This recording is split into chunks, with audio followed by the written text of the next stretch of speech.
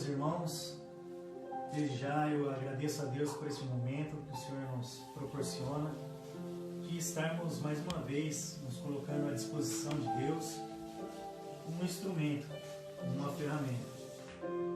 E, primeiramente, eu gostaria de prestar os meus sentimentos à família Frasson, também à família Sarruf, a minha tia lá no Paraná, veio a falecer hoje. Que Deus abençoe e conforte meus tios, tias, toda a nossa parentela lá no estado do Paraná. Que Deus abençoe vocês. Que o Senhor possa, nesse momento difícil, lhes trazer paz e conforto. Eu sei que é difícil, mas que Deus abençoe vocês. Êxodo capítulo de número 17, versículo 15 e 16. E Moisés edificou um altar, a qual chamou: O Senhor é a minha bandeira. O Senhor é a minha bandeira. E disse: Porquanto jurou o Senhor, haverá guerra do Senhor contra Amaleque de geração em geração. Aí eu pergunto para você, qual é a sua bandeira? Qual é a minha bandeira? Quem é que eu defendo? Nós temos como símbolo de patriotismo os americanos. Nós vemos em filmes, noticiário, como eles são patriotas e defendem a sua bandeira com amor, com fervor. Nós brasileiros, nós vemos, não precisamos agir ou falar com demagogia. O brasileiro só veste a bandeira em Copa do Mundo, nas Olimpíadas, ou quando quer defender, brigando entre si, com times de futebol, em política. Infelizmente a nossa cultura é assim. Êxodo capítulo 16, versículo 2 e 3. E toda a congregação dos filhos de Israel murmurou contra Moisés e contra Arão no deserto. E os filhos de Israel disseram: Quem dera tivéssemos morrido por mão do Senhor na terra do Egito, quando estávamos sentados junto às panelas de carne, quando comíamos pão até fartar. Porque nos tendes trazido a este deserto para matardes de fome a toda essa multidão. Olha só, no versículo 17, no capítulo 17, Moisés edifica um altar e chama: O Senhor é minha bandeira, porque ali o Senhor tinha dado vitória a eles. Deus já tinha feito milagres na vida do povo, já tinham atravessado o Rio Jordão, mas aí eles estão mais uma vez murmurando, mais uma vez eles estão se queixando. Embora Deus, se nós formos ver ali nos capítulos anteriores, versículos anteriores, Deus já tinha entrado com providência divina na vida deles, descendo o maná do céu, dando o pão de cada dia. E mesmo assim eles continuavam murmurando. Mas nós não precisamos ir muito longe para ouvir uma murmuração. Basta ir numa fila de banco, numa fila de açougue, sempre vai ter alguém murmurando. Um congestionamento de um carro, de carros, quando um ali, outro perde a paciência, vai haver murmuração. Continuando em Êxodo 16, 11 e 12, o Senhor vem e fala para Moisés: Tenho ouvido as murmurações dos filhos de Israel. Fala-lhes dizendo: Entre 2 tardes comereis carne, e pela manhã vos fartarei de pão, e sabereis que eu sou o Senhor, o vosso Deus. Deus, com toda a paciência, com seu sublime amor, com amor ágape, mais uma vez, Deus derrama um refrigério sobre a vida deles. Aí já voltando ali no Êxodo, capítulo 17, versículo 1 e 3. Depois toda a congregação dos filhos de Israel partiu do deserto de Sim pelas suas jornadas, segundo o mandamento do Senhor, e acampou em Refidim, e não havia ali água para o povo beber. Pronto, mais um motivo para a murmuração. Então contendeu o povo com Moisés. Coitado de Moisés, hein? Moisés ouviu tanto ali. Como que será que estaria a cabeça de Moisés ali naquele momento? E era uma multidão murmurando, não eram poucas pessoas. E eles diziam para Moisés: dá-nos água para beber. Moisés lhe disse: por que fizeste? Por que contendeis comigo? Por que tentais ao Senhor? Moisés está dizendo: por que vocês estão fazendo isso? Deus já entrou com providência na nossa vida, calma, vamos ter paciência. Tendo, pois, ali o povo sede de água, o povo murmurou contra Moisés e disse: por que nos fez subir do Egito para nos matares de sede? A nós e aos nossos filhos e nosso gado? A mesma coisa eles fizeram com o maná lá atrás e agora estão fazendo com a água. Êxodo 17, 4, 7. Mais uma vez, Deus mostra paciência e amor para com o povo. E aí no versículo 4, e clamou Moisés ao Senhor dizendo: que farei a este povo, Senhor? Daqui a pouco eles vão tacar pedra em mim, vão me apedrejar. Então disse o Senhor a Moisés: passa diante do povo, vai na frente deles, toma contigo alguns dos anciões de Israel, toma na tua mão uma vara com que feriste o rio e vai seguindo. Eis que eu estarei ali diante de ti sobre a rocha, em Horebe, e tu ferirás a rocha, e dela sairá água, e o povo beberá. E Moisés assim o fez, diante dos olhos dos anciãos de Israel. E ali eles tiveram água para beber. Essa água representa o Senhor Jesus. Ele é a água viva. Ele é a água que mata, que sacia a nossa sede. E muitas das vezes não é só a sede, como um copo d'água. Não é só essa sede. Talvez agora, neste momento, a sua alma encontra-se sedenta pela presença de Deus. E por ética, aqui nós estamos, para levar a verdade até você. Hoje em dia se tornou um pouco, vamos dizer assim, careta falar dessas coisas, falar do amor de Jesus, falar que Jesus cura, falar que Jesus salva, que Jesus transforma vidas, e realmente ele ainda continua fazendo. O povo que está cada vez mais murmurando e descontente, muitas das vezes não está contente consigo mesmo. Como que eu vou amar o meu próximo se eu não tenho amor próprio? Vamos continuar. E clamou, e chamou aquele lugar Massá e Meribá, por causa da contenda dos filhos de Israel, porque tentaram ao Senhor dizendo: está o Senhor no meio de nós ou não?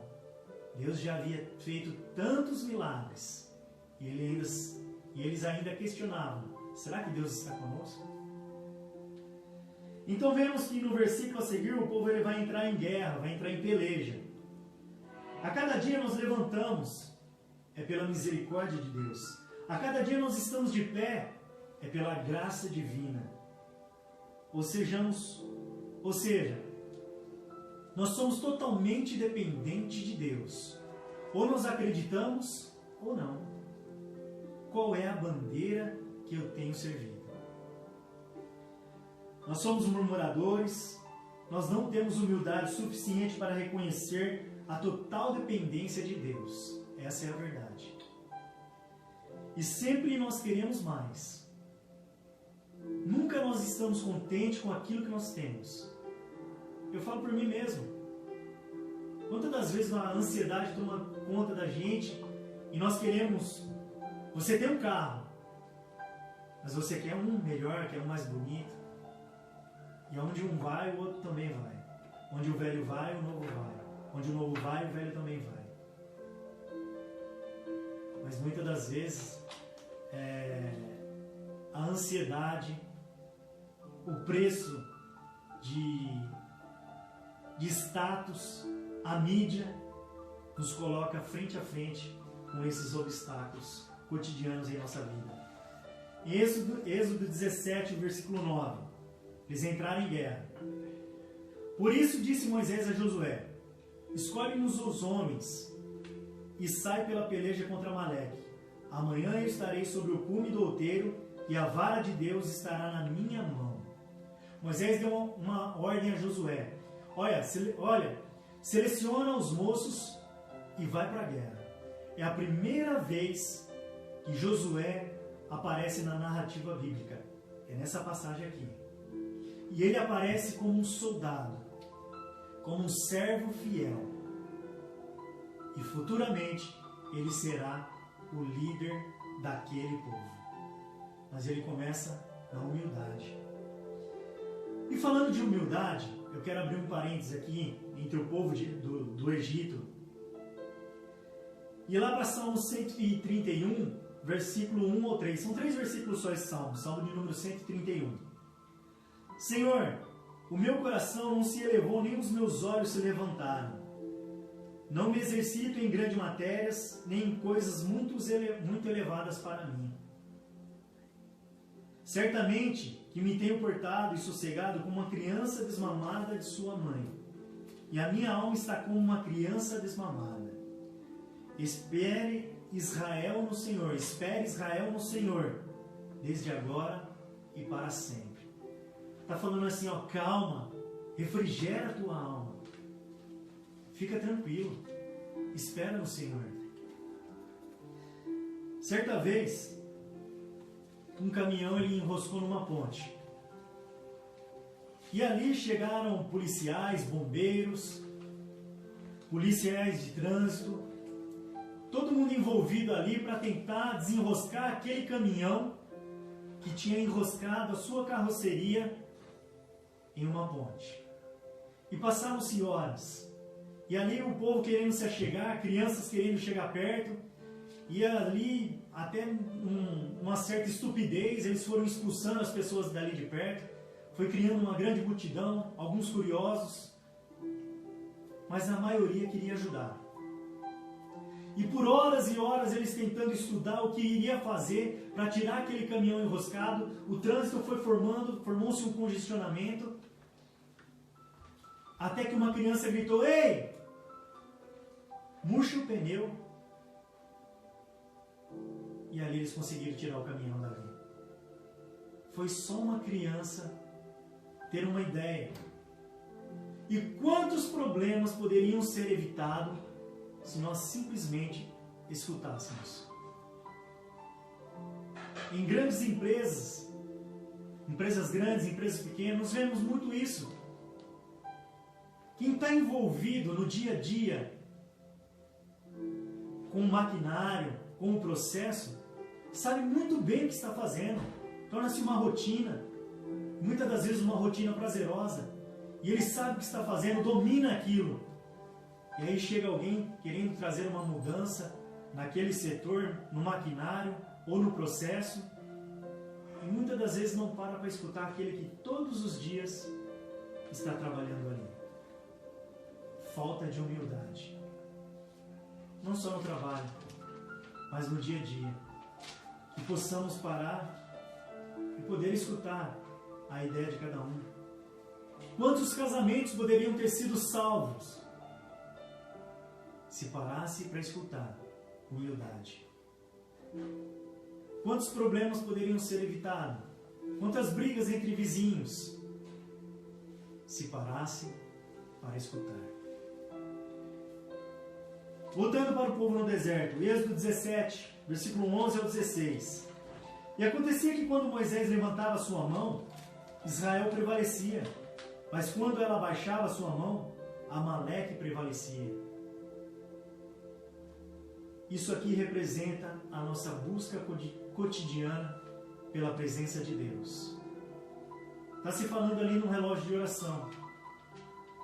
Quando Moisés levantava a mão, ele estava reconhecendo total dependência de Deus.